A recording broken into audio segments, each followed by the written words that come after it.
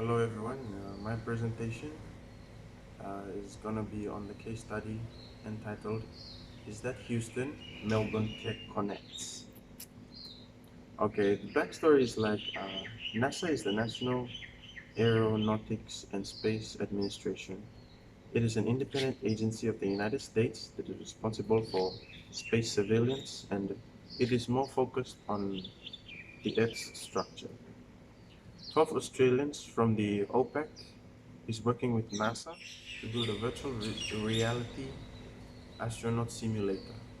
It's like a simulator that gives you the idea of going into space, but not actually being in space.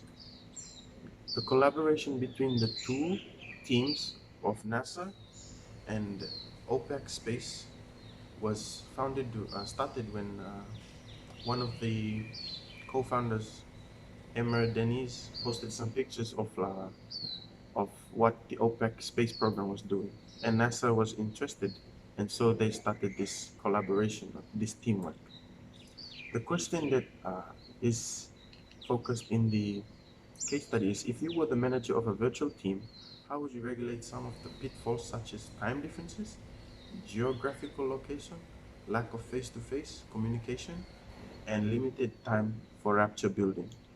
Are there any other drawbacks to virtual teams that you can think of, and how would you handle these?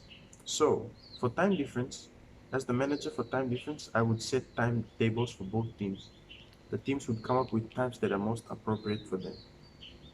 Geographical location is they're in different location, so there would be supplies needed.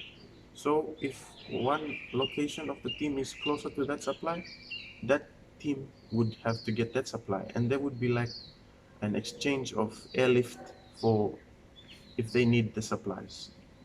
Lack of face-to-face. Well, for this, we have an advance in social media, and also we have applications like Zoom and Skype so that we can communicate virtually.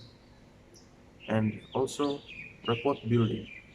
Uh, it's to have a relationship between teams.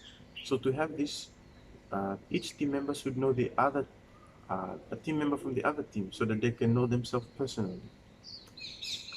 Other facts that are involved as which a stumbling block to this kind of team building is there could be like a lack of trust between a team member from the other team with the team member from the other side. So to have this, there should be like time spent between a team member from team A with a team member from team B to have a relationship, ask personal questions, and have this trust between them. And for the conclusion throughout the situation, in my opinion, it was a very good experience to have stepped inside a manager for like having picture yourself as a manager for both teams and having to make decisions as well. It has helped me to imagine and put myself in the shoes of a manager and help me think of how we can deal with issues like this if they arise. That's for my presentation today. Thank you all for listening.